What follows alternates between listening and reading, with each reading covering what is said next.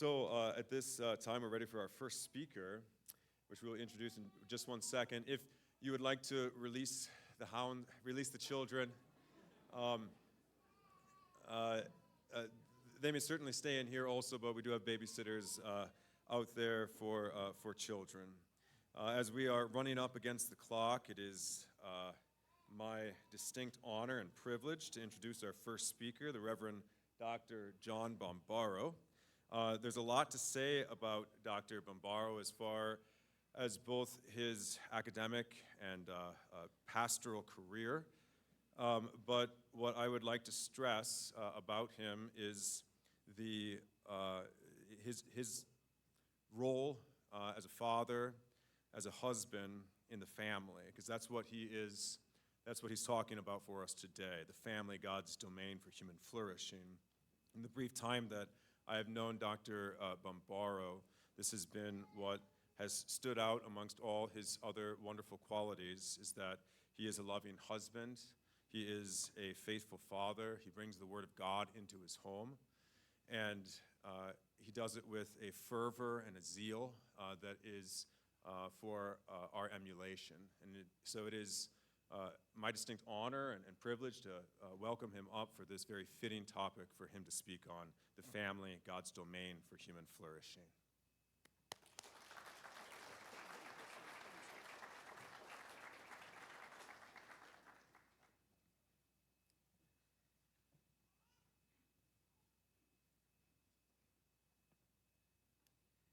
Good afternoon, everyone. Thank you for joining us here in beautiful Casper on a lovely week. There are a number of people I need to thank, particularly all the good people at Mount Hope, as well as the Doctor family has hosted me for a second time. The Preuss family also hosting both Sophia and myself for an extended period. And there are families here that I love, families that I try to emulate as well. The Allison family, Stoddards, we have the Farus, of course, very beloved and dear to me is the Sousa family. Yes, and along with the Clarks.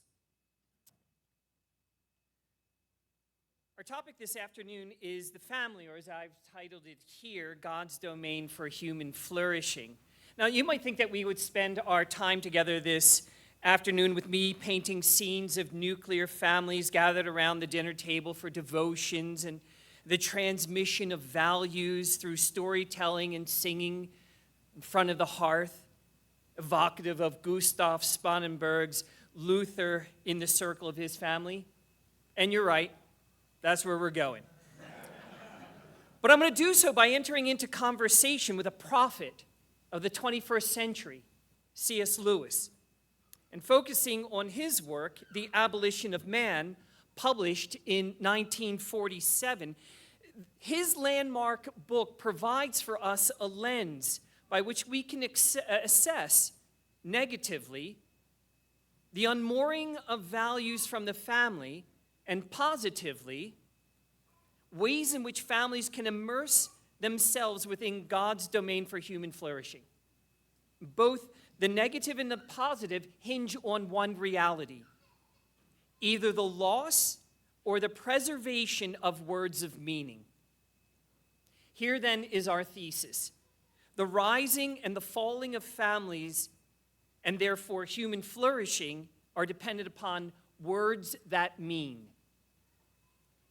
As we hear from our prophet, you'll see that nothing is more important for the integrity of the family and the church, and by extension, Western civilization itself, than the recognition of the meaningfulness of words and the need to preserve the same.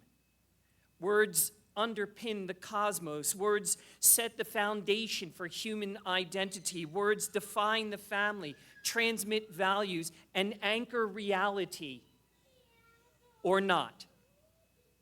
So here then are two worldviews which are presented. First, those biblical, confessional, liturgical, sacramental, and politically speaking, constitutional communities who retain, extol, and trade in words bound to ideals, transcendent values and meaning. And second, those communities for whom words are merely nominal, bare Occamite names, constructs of the human mind with no connection to universal value or meaning.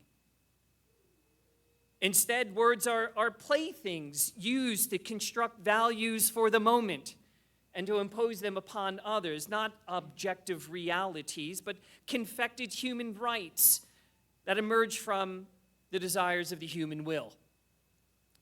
They can shift, and they do shift because they are anchored in nothing permanent or real. And here's my point. The family, your family, cannot go unscathed if you straddle these two communities. To have one foot in each domain yields only compromise, relativism, and the impoverishment of faith in family through the loss of value and meaning,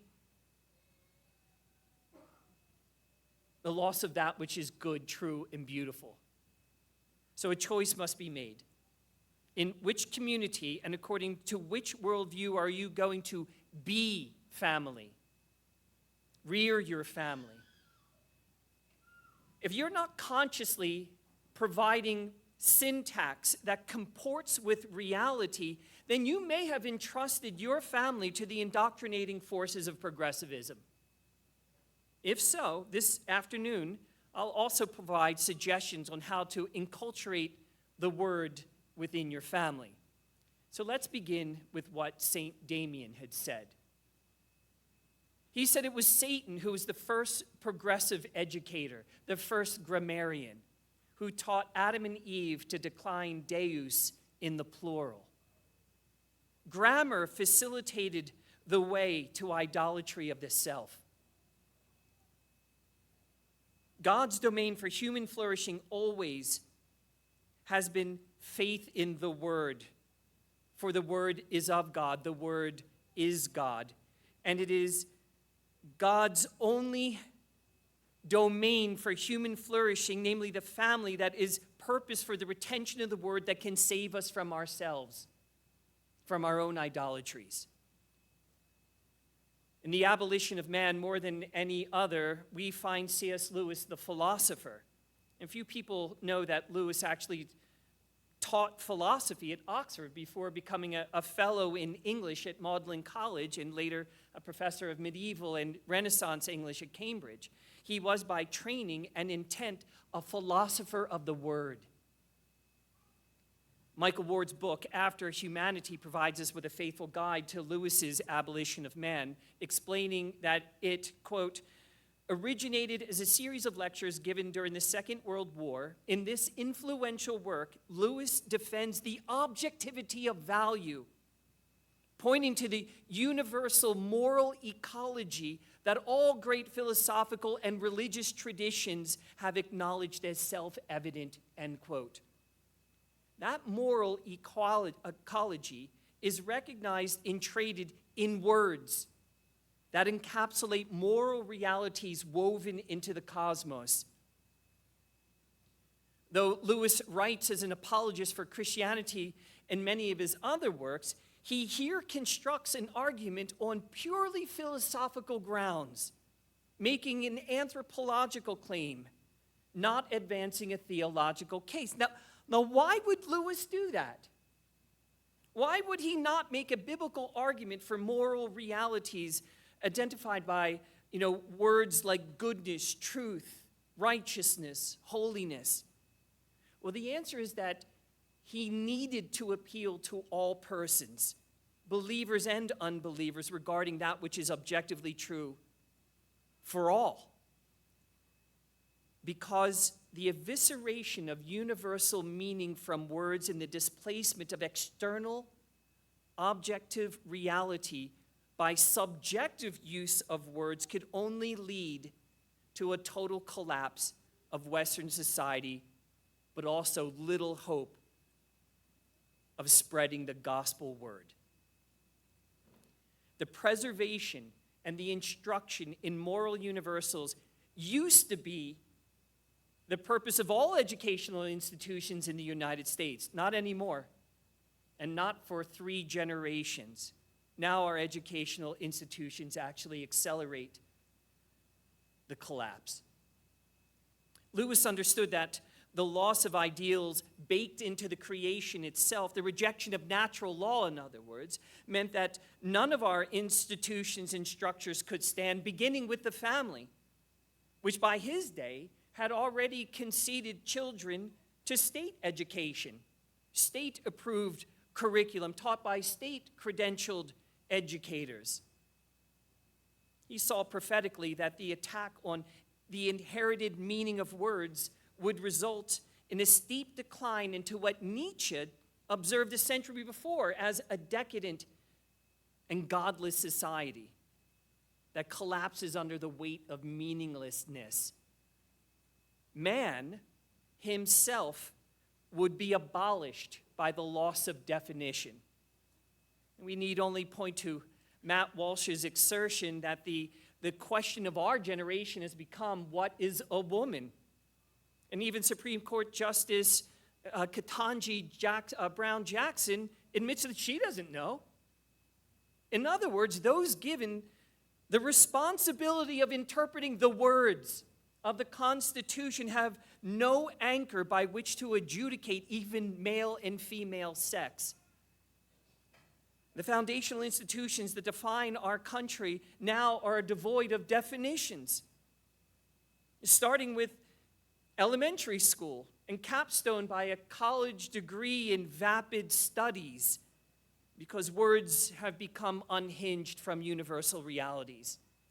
And consequently, words like family, marriage, man, woman, community, justice, and even freedom have been drained of meaning and significance. Objective value, Lewis maintains, is humanity's ethical inheritance, which we can extend and develop or neglect and deny, but we cannot properly escape. It's a given fact of our reality to which we must conform for order, significance, sanity, even meaningful conversation. It exists, and we conform to it for our flourishing, or we repudiate it to the banishment of truth and shared reality. And that's why the United States and Canada are on the brink of implosion and loathed by non-Western countries. To appeal to the widest possible audience, Lewis calls that objective inheritance, which is baked into the creation, he calls it the Tao. But it's nothing other than natural law, identified by universals, such that comports with conscience and the light of reason. Rational persons cede to goodness, beauty, and truth of the Tao. Professor Ward writes, insofar as we try to deny or subvert this way of being moral that comport with nature and universal definition, we make ourselves and those we raise in our families or teach or otherwise influence essentially less than human, end quote. We abolish ourselves and others. It is little wonder that basic human identity, what Mary Eberstadt says is the fundamental crisis of our day, is in fact the fundamental crisis of our day. Lewis said, to cede even an inch to those who disregard natural law and universal definitions is to produce men without chests. That is, adults and children who have no stable heart, no reliable capacity to liaise between the intellect and the appetite, understanding and desire, no ability to distinguish between what is good in itself and what is good for us. Humanity is reduced to the level of animals, and animals are elevated to the level of humans because there's no difference. All is to be understood in terms of appetites, desires, and feelings in a post-rational, post-Christian society. It brings the death of discourse. There is no longer conversation or debate based on shared meaning and significance or definitions. Instead, there's only autobiography. I'm just waiting for you to shut up so I can start talking. which itself has been reduced to slogans and cliches. And as we've seen in the Nebraska State House, mindless chanting, an inability to formulate an argument, public emotional incontinence. And devoid of these universals, these are now our leaders and teachers who call abortionists courageous, brave, and heroic, evidencing that these words too have been vacated of any meaning. Lewis foresaw that the idea of good and right and true would dissolve into sheer willpower and might, shouting, protesting. Reason and truth would die the death of meaningless words. And the result, he said, would be the erasure of our identity, the abolition of man, the end of public virtue, and the rule of law. Lewis's prophecy has come to fruition. American and Canadian societies have retreated to the interior for self-identification, self-definition with no shared meaning, and this makes rational conversation and reasonable governing impossible because feelings are inscrutable. There can be no civilization when the only ones who can understand you is your intersectional oppressed class. Hence, the radical fragmentation not only of society, but of families themselves, where each is demographically divided and pit against the other. And no one understands the other because there's no shared vocabulary or meaning. And so each person seeks kinsmanship in their subcultural echo chamber. So what does all this have to do with the family and God's domain for human flourishing? And the answer is this. In the beginning was the Word.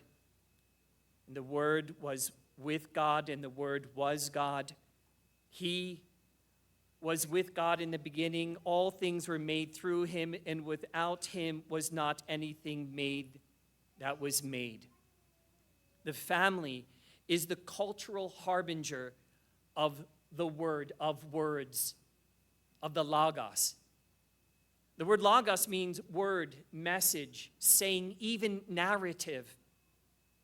The family originates by the word, is defined by words, and possesses all the values and purposes of words that are inherently meaningful. The family is purposed to be the antidote to fragmentation. The shared word brings unity, union, communion. The exchanging and pronouncing of words renders a man a husband and a woman a wife. Words bestow identity, vocation, place, people, history, and belonging upon a child when they receive the word, the name of the family upon themselves. And because the word himself embodies all moral perfection, the giving of the word in creation ensconces meaningfulness in the created order itself, and that verity is retained in our employment of meaningful words, words that identify the divine forms in creation. And the family, and none more so than the Christian family, is the repository of intellectual and moral culture.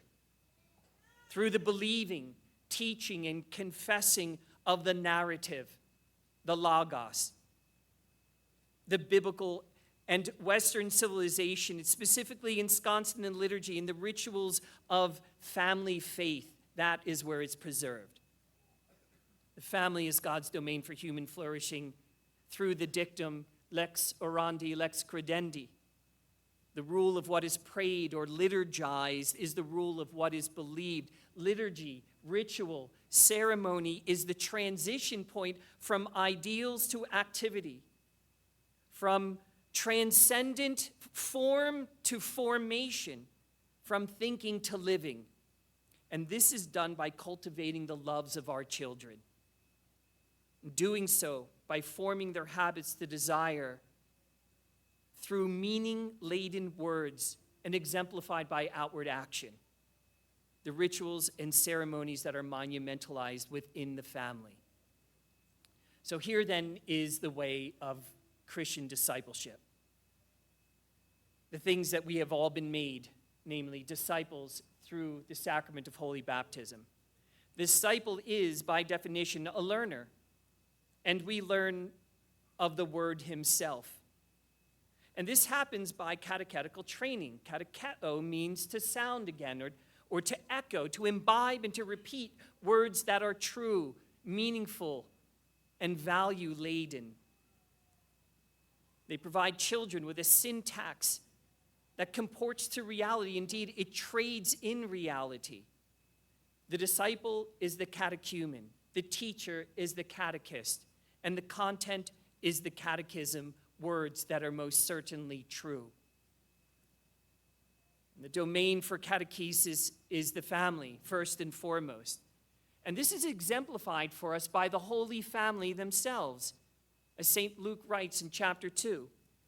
When Jesus' parents had done everything required by the law of the Lord, they returned to Galilee, to their own town of Nazareth. And the child grew and became strong, and he was filled with wisdom, and the grace of God was upon him. And then Jesus went down to Nazareth with them and was obedient to them. But his mother treasured all these things in her heart. And Jesus grew in wisdom and stature and in favor with God and man. St. Joseph and the Blessed Virgin Mary provided the Word to him who is the Word. And they neglected nothing in the virtuous culturation of their Son. And so the author of Hebrews tells us he was made perfect, becoming the author of salvation of all who obeyed him. That is, all who obeyed his word. Luther recognized this, not only because the first article, which the Father creates our first parents and forges the first family, but especially because of the second article, in which the Holy Family and Christ's matrimonial union to his bride, the Holy Church, gives birth to all regenerate souls, making us the children of God, as St. John says. So the family is the first church of the one holy Catholic and Apostolic Church, which is comprised of parishes of families in which regenerate families flourish through a culture of word catechesis. It's a little wonder that each section of the small catechism begins with these words, as the head of the family should teach them in a simple way to his household. In Luther's day, and in countless centuries before him, all the way up until like the last 15 seconds, the head of the family was the father. And this was not the responsibility of the mother per se, while dad was on the golf course or tinkering around in the garage. Rather, the use, instruction, and the preservation of words infused with meaning, with value and life were the responsibility of the father. Men read. Men taught their families. Men narrated truth. Men led in prayer. Men catechized their children in our holy faith. Men presided in the ceremonies and the rituals of the home, which included singing the faith. Dad was the domestic priest, emulating Christ, but also evocative of St. Joseph. Our mothers also imitated the archetypal disciple, the Virgin Mary.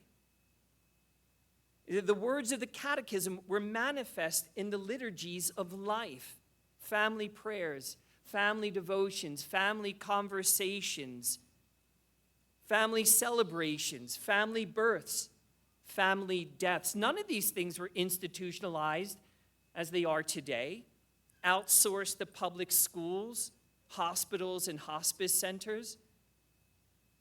It's that way today because men, especially, are ill-prepared, weak, and ignorant.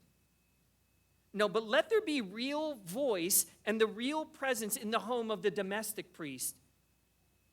Fathers, your role in the family likewise replicates that of our Father in heaven, who so loved the world that he gave the Word made manifest. Fathers, bring forth the Word for your family in and through catechetical liturgical instruction and practice. Your home has liturgies and rituals, or not. The domain for human flourishing consists of habitualized domestic events that impart and externalize the word, that become a fixture in the heart, navigating the tensions between thought and desire. Children will pursue what they are taught to desire, and they desire what they are taught to love.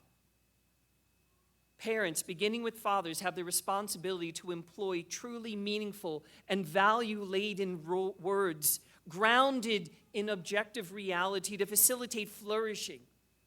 Parents, beginning with fathers, are to bring their children to that which is supremely lovely to love. Indeed, bring them to love himself, who is at the same time the way, the truth, and the life, the author of all things beautiful. The domain for such flourishing is the family, and it occurs through the word. But lest you think that I have slipped into some sort of Gnostic thinking here, word-only isms, that I'm only talking about ideas up there, out there, understand that the word became flesh. And when I say the word, I do not mean merely the Bible. The Bible is a static word. No, Luther himself was far more concerned with the performed word. That word, the scriptures, in action, in verbal action. Luther understood the power of the word was not in the Bible sitting on the coffee table, but that word preached, performed, sacramented.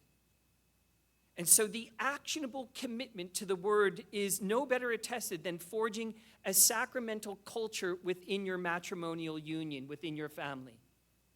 Engender a fervent devotion to the externalized and efficacious word, the sacraments, preaching, holy baptism, holy absolution, and above all, holy communion. See, it's the Eucharist is the anchor for the enduring, existentially present, and meaningful word. In the Eucharist, is means is. The Eucharist is the word rendered ontological, the word with us. And in response, we conform to the reality of the word made flesh on the altar. The objective determines the subjective. The object, the sacramentally present Christ, determines the subject. We are transformed by the reality of the performed and incarnate word. And this is why each of us must cultivate a fervent devotion to the Eucharist, to the Mass itself. And there is the universal, Mass, Gottesdienst, Servitum Dei. Vocabulary downgrade to mere service brings a loss of meaning, unhinged from the universal, namely the one who is the Eucharist, the one who constitutes the Mass. You see, just by this one example, how the displacement or the rendering distasteful or pejorative a single word, Mass, opens up a spectrum of relativist interpretations of service. Lewis recoiled at such changes and said that culture, church culture, depends on us, beginning with the family, making a defense of words that mean. And what occasioned Lewis's writing The Abolition of Man was a book written by Ivor Armstrong Richards, which was entitled The Principles of Literary Criticism. Richards himself was a Cambridge scholar, sympathetic to the new theories of language. He was an intellectual progressive. And in his book, Richards defended a subjectivist approach of the critical task of analyzing literature. Listen carefully to what Richards wrote. We are accustomed to say that a picture is beautiful, instead of saying that it causes an experience in us which is valuable in certain ways. We continually talk as though these things possess qualities, when we ought, in fact, to say that they cause effects in us of one kind or another. Few competent persons are nowadays so deluded as actually to behold the mystical view that there is a quality, beauty, which adheres or attaches to external objects. The remarks we make as critics do not apply to such objects, but to states of mind. Do you see what Richards has done? He has discarded beauty as an objective principle. In fact, the word beauty itself has been vacated of any shared meaning since, one, things don't actually possess qualities like beauty or perfection or goodness or truth, and two, they merely refer to states of mind, just feelings. Richards goes so far as to lampoon universals and transcendent values and natural objective realities as superstitious, mystical views. He's speaking about classical education and Christian beliefs. Those who hold to such things are, in his view, as well as the overwhelming majority of teachers today, deluded, incompetent persons. Now, Lewis reads this and he sets to action. And we need to understand his sense of alarm and own it ourselves. What provoked him was that Richards, as well as those who were advancing his theses in a book aimed at children's education titled The Control of Language, together they committed a kind of intellectual felony, smuggling subjectivism in without argument on a book on a completely different subject. Today, we see this done everywhere, and it's all predicated upon sentimentality, feelings. Starbucks, Ford Motor Company, Budweiser, Target's advancement of LGBTQ normalization without argument, and really without any words at all, just images, flags, rainbows, flamingos, Dylan in drag. Images or icons that evoke sentiments that normalize through saturation without argumentation or conversation. Lewis, envisioning this trajectory, voiced his concern about how people relate to reality by means of language and sentiment. Does what we say about things correspond to how they really are, or does it not? Are our feelings about external matters nothing more than private emotions, or can they be somewhat true, not just for ourselves, but objectively true? What was being taught to children, in keeping with John Dewey's Marxist Freudian approach to education, was that aesthetic and moral knowledge can never be anything more than merely individual and personal. They debunk any claim that tries to assert that objective value can be known and articulated. And Lewis contests them precisely on this field.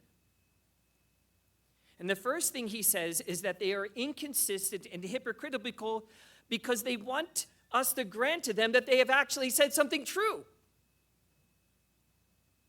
Yet, the subjectivist view of language results in men without chests, that is, people who have heads and bellies, thoughts and desires, but no capacity to unite the cerebral self and the visceral self in their vortex, their chest. The Bible calls the heart. They live with unreconciled cognitive dissonance. And this is anti-human.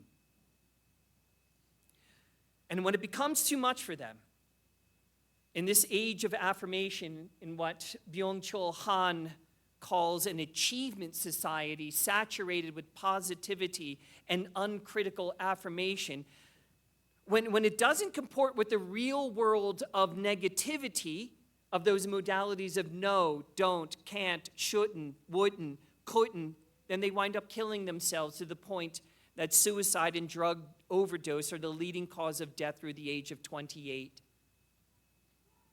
Or like 1 in 4 children under 18, they're dependent on pharmaceuticals to cope. The chest, according to Lewis, is the liaison between our heads and our bellies. It navigates our thinking and feeling, employing thought that resorts to words of meaning. The Bible uses that term heart. And this is the very purpose of the family. To unite the mind and the emotions, thinking and feeling through parenting with words possessing inherent meaning. Where the mind and the emotions are united, there we find the wholesome way of being human in the world. Moral reality, Lewis argues, is universal. Words that harness universals are the stock of meaning and therefore knowing, both intellectually and experientially. They give us chests. They form the heart. They inform our desires. That has been lost, and now desire is all that remains. Lewis explains in The Abolition of Man that it is important that objective value pertains not just the kind of thing the universal is, but to the kind of things that we are. So Lewis is clearly concerned with objectivity in the sense of what we perceive that exists outside of human beings, a podium, a tree. But he's no less concerned with what kind of being is doing the perceiving. What we know is objective. The manner in which we know is subjective. The family provides the syntax, the vocabulary, the words that connect the two. Words that mean, due to their ability to identify and convey real forms, real ideals, their ability to hold and convey truth. A human being does not merely perceive an objective reality in external nature. A human being has the objectively real nature, him and herself, a nature in which sentiments are a right and proper part, and which may be more or less attuned to reality within the person inside and out.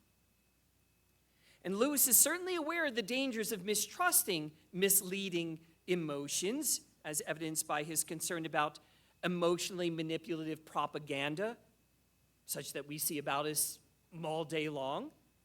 But rather than attempting to avoid such dangers by distrusting all emotions and therefore failing to attend to the difficult project of emotional formation, Lewis challenges families, forget about teachers for the moment, he challenges families to learn how to cultivate character traits that dispose us to have virtuous emotions. He calls them just and warranted sentiments that reliably represent the objective values in the world. Parents equip their children with the vocabulary that navigates the objective and the subjective, grounding their child's identity in the real, facilitating an acceptance with themselves. Yes, ask your children how they're feeling, but then ask them what they think those feelings may mean. Ask them what they think about those feelings and what virtues, the baptismal virtues bound up with the fruit of the Spirit, which virtues apply to those feelings. Such children are far less likely to be dependent upon pharmaceuticals or therapists, and instead to be content and confident and joyful even when their body changes through puberty, even when their emotions seem quite determinative concerning their impression of reality. In this domain of the family, the enduring words of the church in her scriptures, liturgies, creeds, hymns, and confessions, catechisms, words monumentalized in classical Greek and Latin provide parents with volumes of truth to liberate children from the deceits of zeitgeist or to preserve them from the same. Public schools make no pretensions to do this. You need to own that. But rather to promote activism. Shepherding the heart must happen in the family. Lewis sees a shift in our confidence and solutions to human problems being anchored in the study of knowledge and self-discipline and virtue in the humanities, to now willpower, technological control, and surgical and pharmaceutical alteration of nature to suit our convenience. His solution is to send his readers back to traditional morality grounded in nature and reason, fortified by religion, and classical learning, and for us Christians, factualized by the incarnation. And how this works out, we can see when Lewis himself considers joy. Now, all parents would like their children to have a joyful childhood and experience joy in life. But joy, Lewis argues, is something that is taught and learned. It is a skill, and it has a literacy all of its own, just like beauty and justice and art. And so he writes this: joy itself, considered simply as an event in my own mind, turned to be no value at all. All the value lay in that of which joy was the desiring. And that object, quite clearly, was no state of my own mind or body at all. Inexorably joy exclaimed, "You want, I myself am your want of something other outside, not you nor any state of you." And thus I understood that in deepest solitude there is a road right out of the self, a commerce with something which, by refusing to identify itself with any object of the senses or anything whereby we have biological or social need or anything imagined or any states of our own mind, proclaims itself sheerly objective. This was Lewis's conversion from subjectivity.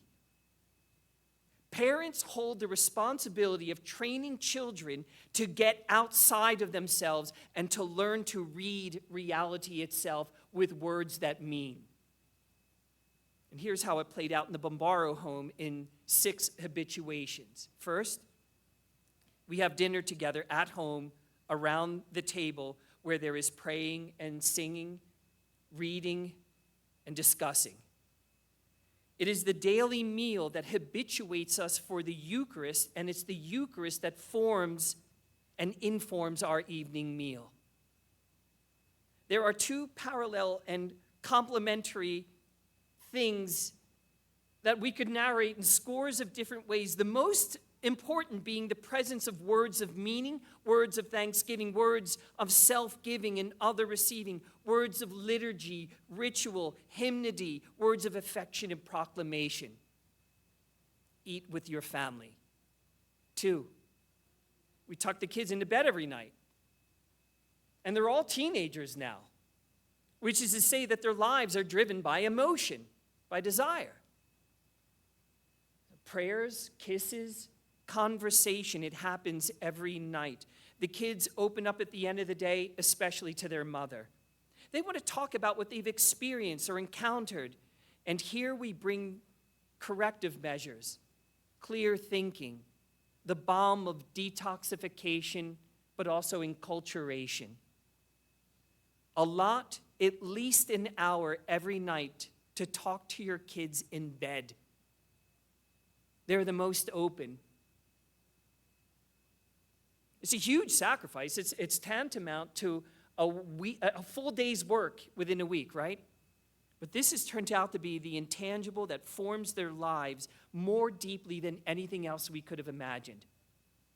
Number 3, whenever we see a movie or a show, commercial or advertisement that captures our attention, we deconstruct its message to detect the falsehoods and to disabuse ourselves of the propaganda or sensationalism. There's a lot of Socratic method at play. We ask them to do the critical thinking, to find the fallacies, and then we apply the kingdom ethic and make affirmations concerning universals. In other words, we don't allow them to just digest the trash that comes across without conversation.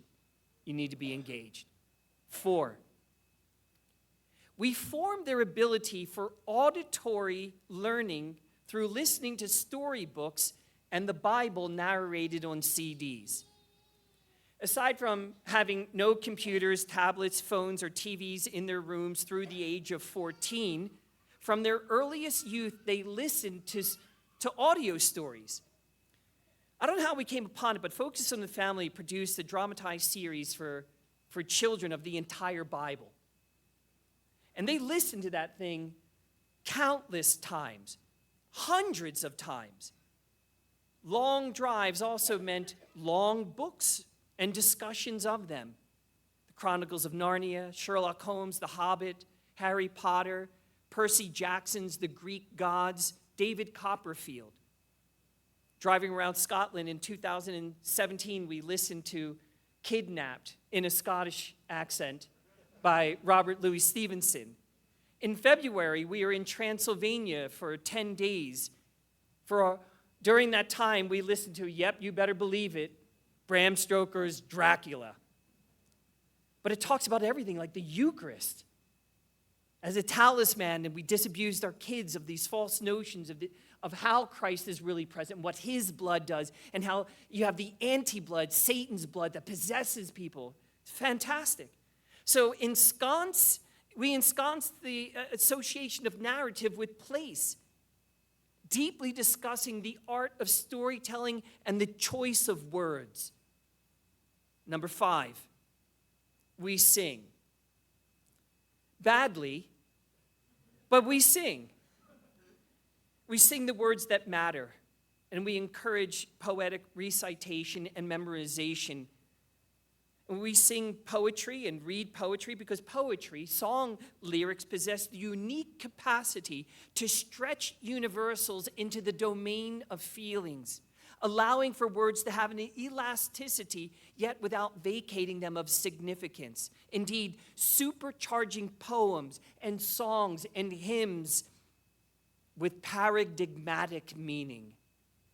And here I recommend 2 books, one by Christopher Boyd Brown called Singing the Gospel, and how our holy Lutheran faith was ensconced in a community in Joichenstahl.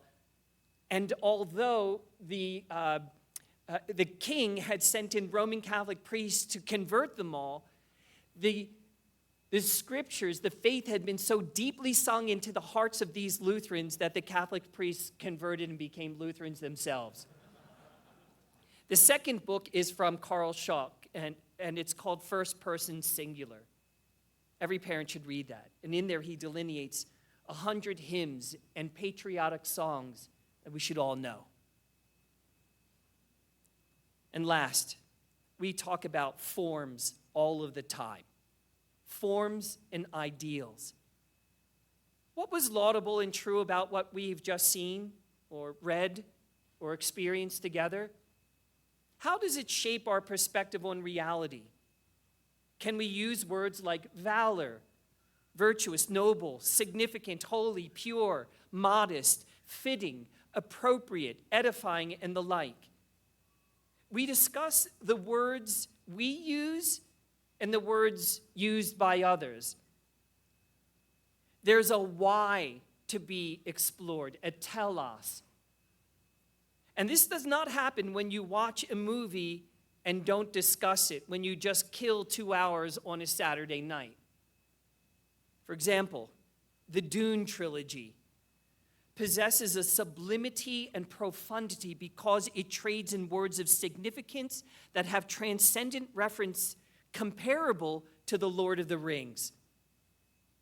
Dune plays on Christian motifs of Messiah, redemption, good triumphing over evil, betrayal, spiritual forces, dark powers, divine vocations. It's all there. And we've watched the movie twice now, discussing aesthetics, the music, storytelling, values, religion, fellowship, friendship, kinship, love, and the difference between invocation and incantation. When the lights come on, we start on a topic and the conversation becomes vigorous, animated. In this way, movie night is an event. We've done this with the youth at Blessed Sacrament Lutheran Church in Hayden, watching movies like The Matrix, The Tale of Despero, I Am Legend. We have steered our children's habits of consumption to things more meaningful for the purpose of cultivating their desires and loves for classical music, for ballet, languages, art, architecture, quality food and beverages, the things of artisans and nature, of course. And this means that we say no to other things.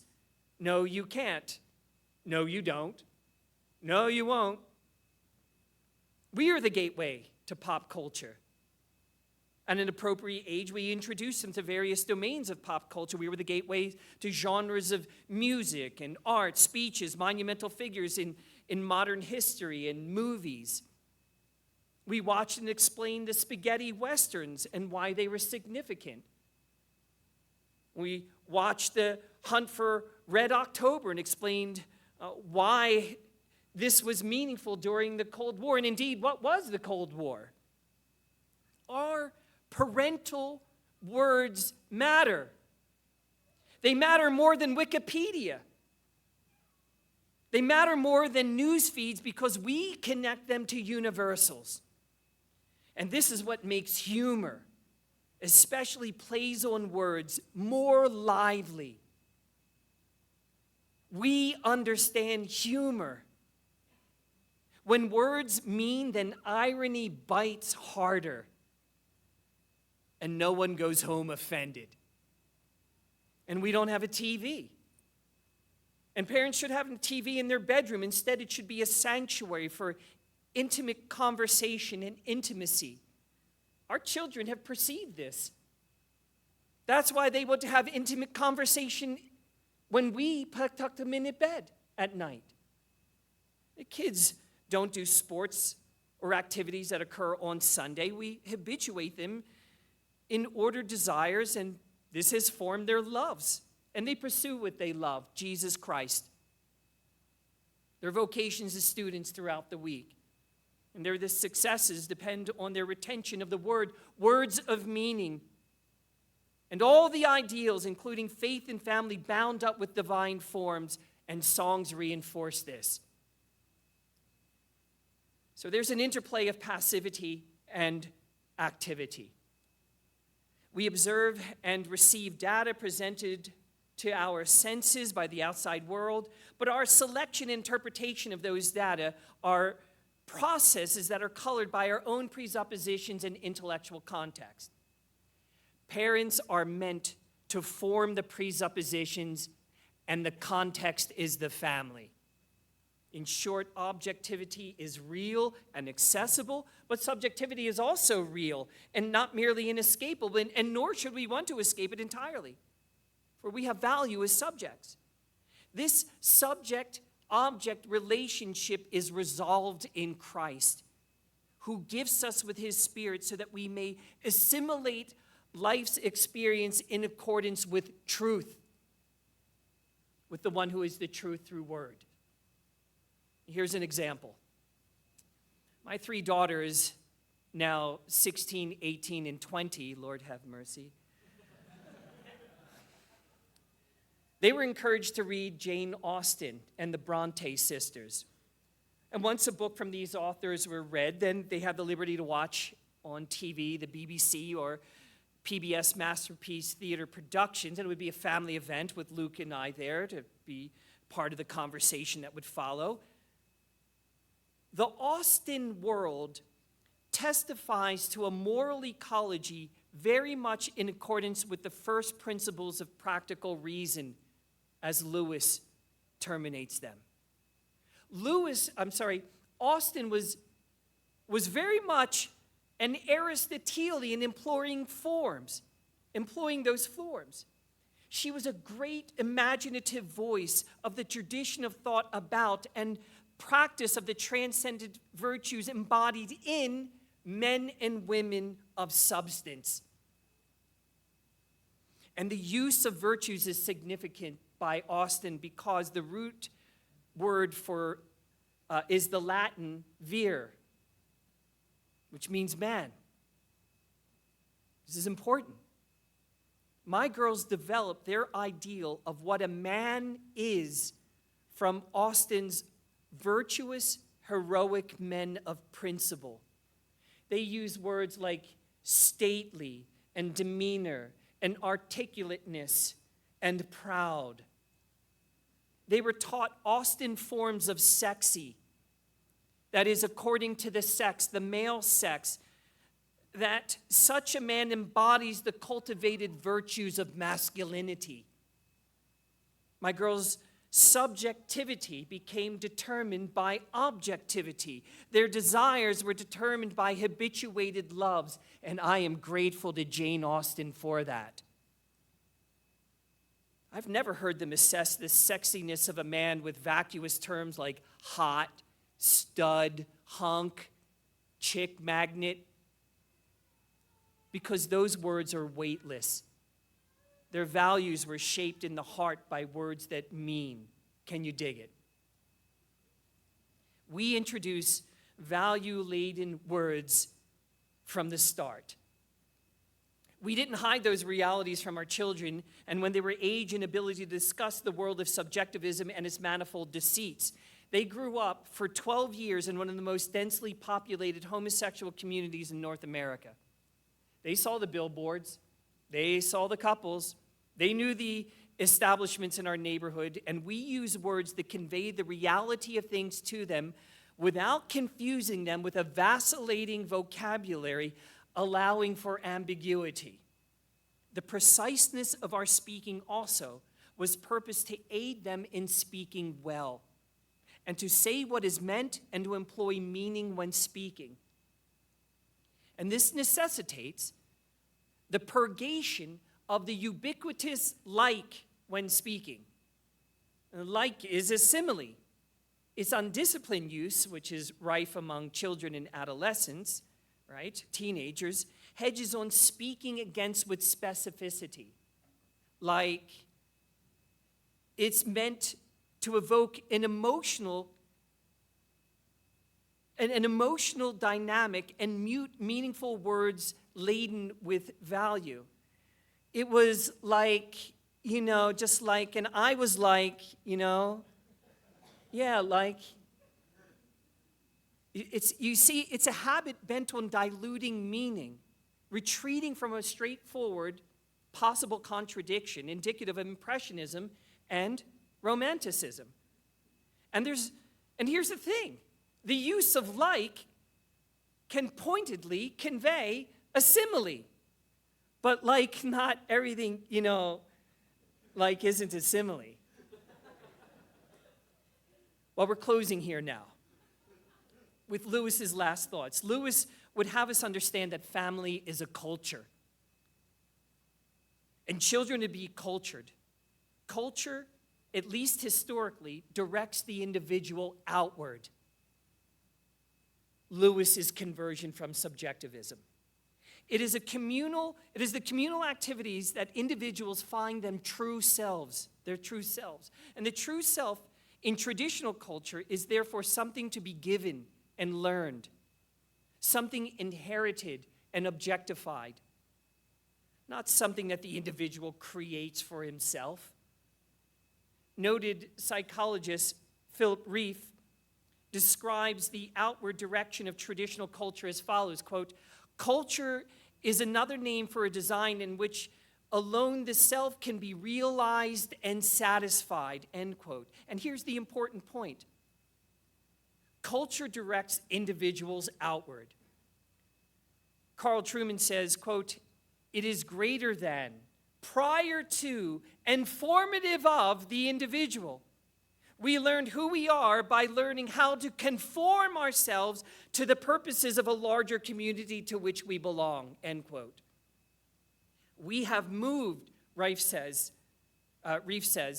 from an age of the political man, who is a political religious animal, to the economic man, consumer, who finds himself in his economic activity, to now the psychological man, a type characterized not so much by finding identity in outward directed activities, holy baptism, first Holy Communion, confirmation, holy matrimony. No, not anymore. But now they're directed inwardly in the quest for personal psychological happiness. And this is an entirely new phenomenon bound up with sexuality. Sexuality is presented today as that which lies at the heart of what it means to be an authentic person.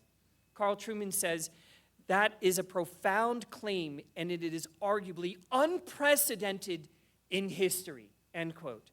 And it is unprecedented because for all of history, up to like 15 seconds ago, transmitted transcendent reference constituted the culture by which who and what we are was determined.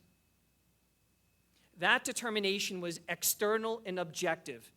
That is, it was what Lewis would call of the Tao, baked into nature itself. In characterizing the modern age as that of the psychological man, Reef makes the point similar to Charles Taylor's understanding of the human self, that psychological categories and an inward focus are now the hallmarks of being a modern person. And this is what Taylor refers to as expressive individualism, that each of us finds our meaning by giving expression to one's own feelings and desires. I feel like Caitlin now. And for Taylor, this kind of self exists in what he describes as a culture of authenticity, which he defines in the following way: the understanding of life which emerged with the romantic expressionism of the late 18th century, that each of us has his or her own way of realizing our humanity, and that it is important to find and to live out one's own as against their surrendering to conformity with a model imposed on us from the outside by society or the previous generation or religious or political authority.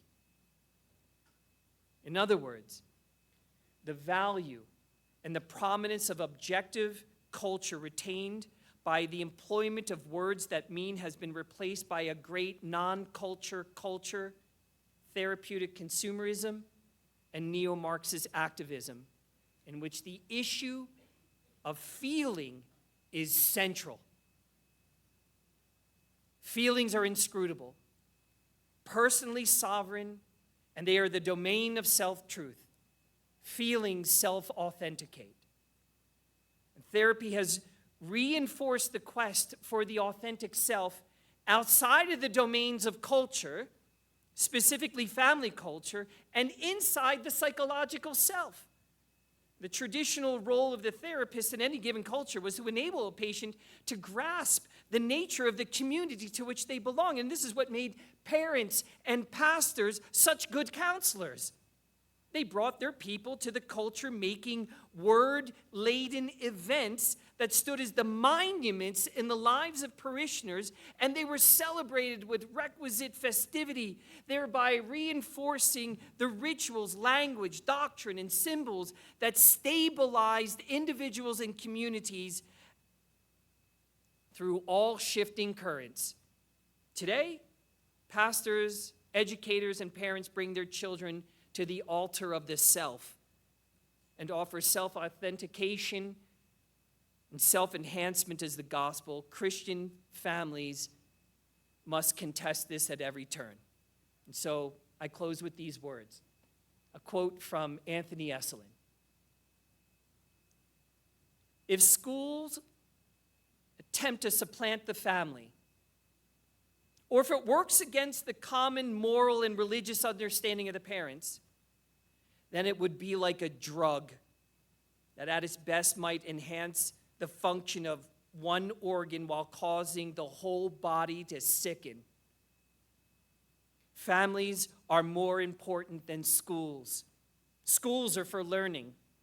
Families are good in themselves. I dare say that the success of homeschoolers suggests, if anything, that the further our schools remove themselves from the proximity of families, the more pathological they become, and the less they serve the function of schools or the good of families. Thank you very much. Thank you. Thank you very much.